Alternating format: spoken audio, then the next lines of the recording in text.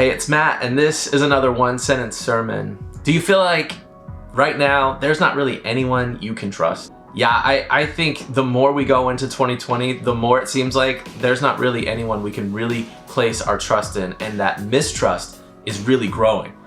You think about it, there's mistrust in politics, there's mistrust in society, there's mistrust even with our medical communities and doctors. Sometimes it just seems like there's not really anything we can do to make sure that we can trust the people who are influencing us. And really, when it comes down to life, there's nothing we can really do to ensure that everyone is completely honest all the time and trustworthy. But this isn't something that's uncommon to even following Jesus. John in 1 John, he writes this: "Dear friends, do not believe everyone who claims to speak by the Spirit. You must test them to see if the Spirit they have comes from God. For there are many false prophets in the world. This is how we know if they have the Spirit of God. If a person is claiming to be a prophet, acknowledges that Jesus came in a real body, that person has the Spirit of God. But if someone claims to be a prophet and does not acknowledge the truth about Jesus, that person is not from God. Such a person has the spirit of the Antichrist, which you heard is coming into the world and indeed is already here." You see, even since the beginning of Christianity, there's been mistrust in the church. There's been people and entities that have tried to lead people away from what it really means to follow Jesus. Here, John is saying that in his community, the people that he's writing to, that there are influences, there are teachers, there are people who are trying to discredit that Jesus came in a real body. Here's why it's important to understand that Jesus really came in a real body. If we don't think Jesus came in a real body, if we don't believe that he was really physically here with us, then it puts into doubt the most important truth that all of Christianity hangs on: his death, burial, and resurrection. You see, the death, burial, and resurrection of Jesus is the most important thing about Christianity.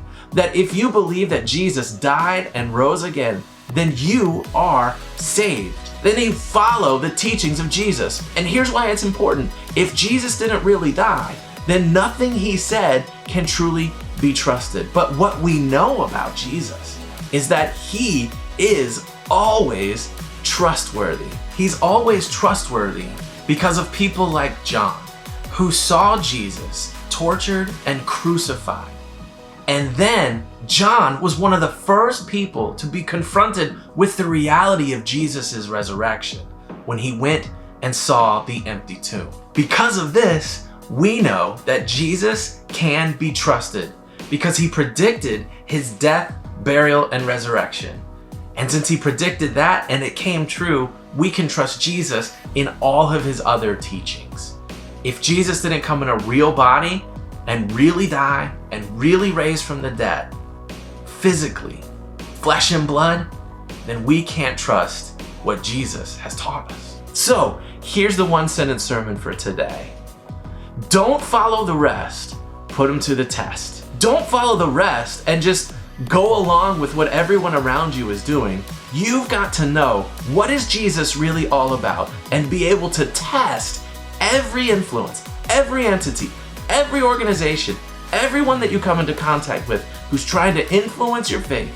Make sure that they are on the same page when it comes to Jesus. It means when you come up against other influences, you put them to the test of how close they are to what Jesus taught us and was all about. Here's some things you can ask. How does this help me follow Jesus?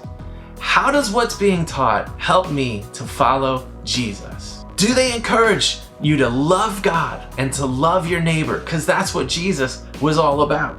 Is what they're saying derived from the teachings of Jesus, or is it just something they thought sounded good? And what's really at the heart of the teaching? What's really at the heart of their teaching? Is it self-preservation or is it self-sacrifice? You see, when you ask these questions, it begins to align with the way that Jesus lived his life and is asking us to live our lives. So don't just follow the rest, put them to the test.